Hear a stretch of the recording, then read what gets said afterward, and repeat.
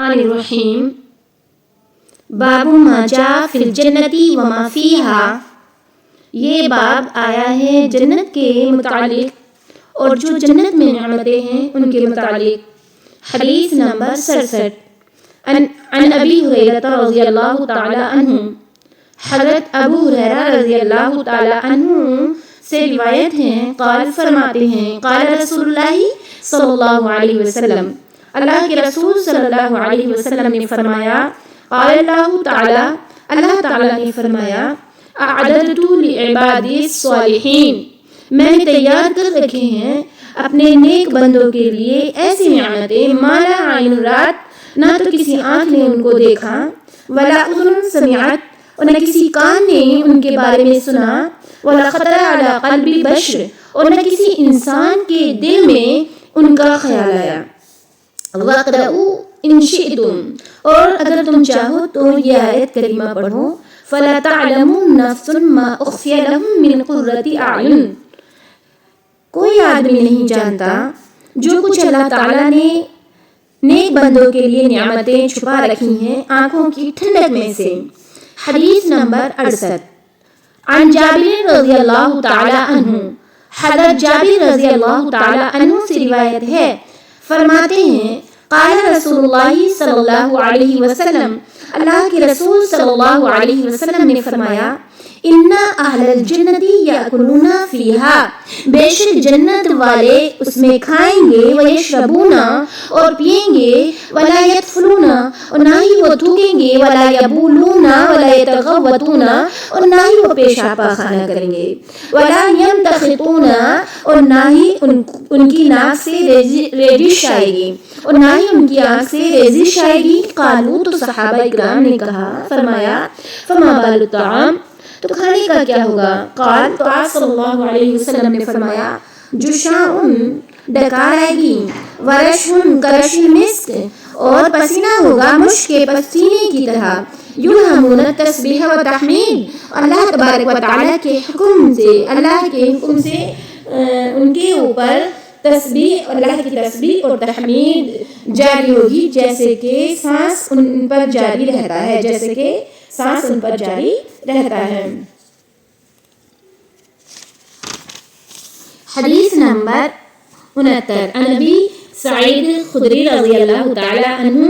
و ابی ہریرہ رضی اللہ تعالی عنہ،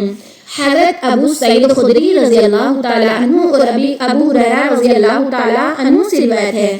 حضرت ابو سعید خدری اور ابو ہریرہ رضی اللہ تعالی عنہ سے روایت ہے، قالا، دونوں نے فرمایا، ان رسول اللہ صلی اللہ علیہ وسلم، بے شک اللہ کے رسول صلی اللہ علیہ وسلم، قال فرماتے ہیں، اللہ کے رسول، بے شک اللہ کے رسول صلی اللہ علیہ وسلم نے فرمایا، ینادی منادین،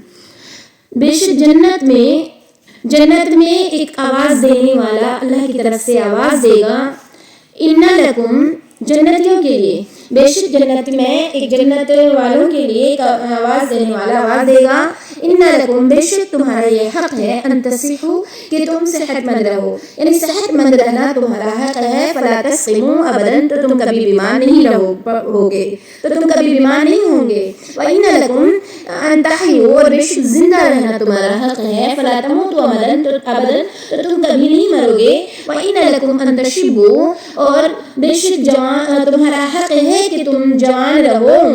شباب کی حالت میں رہو، فلا تحرموا ابدا، تو کبھی تم پر بڑھاپا نہیں آئے گا، وان لکم ان تنعموا، اور بے شک تمہارا یہ حق ہے کہ تم نعمت میں رہو، آسائش میں رہو، فلا تبأسوا ابدا، تو کبھی تم رنجیدہ نہیں ہوں گے یا تم تنگحال تکلیف میں نہیں ہوں گے۔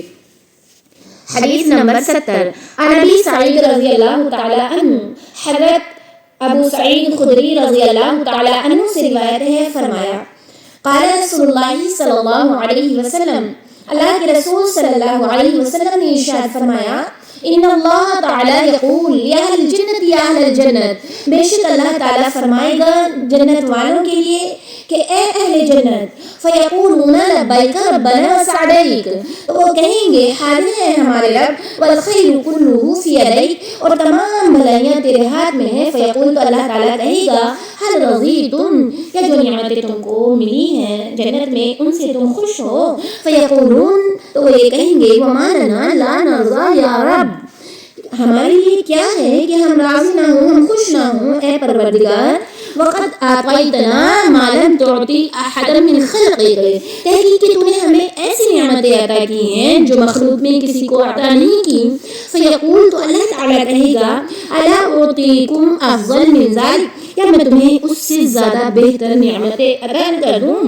فیقولون، تو سب اہل جنت کہیں گے یا رب،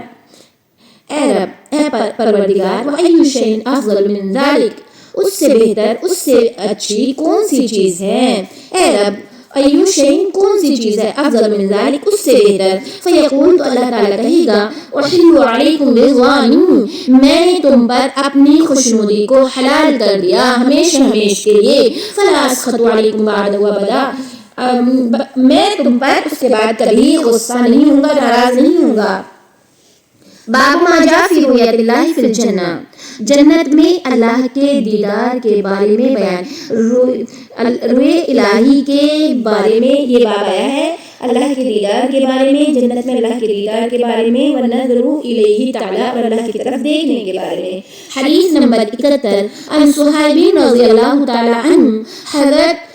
صہیب رومی رضی اللہ تعالی عنہ سے روایت ہے، عن النبی صلی اللہ علیہ وسلم، اللہ کے نبی صلی اللہ علیہ وسلم سے روایت فرماتے ہیں، قال، کہ آپ صلی اللہ علیہ وسلم نے فرمایا، اذا دخل اہل الجنت جنتا، کہ جب جنت والوں کو جنت میں داخل کر دیا جائے گا، جب جنت والے جنت میں داخل ہو جائیں گے، اذا دخل، جب داخل ہو جائیں گے، اہل الجنت، اہل جنت، الجنت، جنت میں، یقول اللہ تعالیٰ، تو اللہ تعالیٰ ارشاد فرمائے گا، تريدون شيئا، کہ تم اور کچھ نعمتیں چاہتے ہو، ازیدکم، کہ میں تمہیں اور زیادہ دوں. فیقولون، تو اہل جنت کہیں گے، الم تبیض وجوہنا، کیا تو نے ہمارے چہرے کو روشن نہیں کیا. الم تدخلنا الجنت، کیا تو نے ہمیں جنت میں داخل نہیں کیا. وتنجنا من النار، اور جہنم سے ہمیں نہیں بچایا، ہمیں نجات نہیں دی. قال،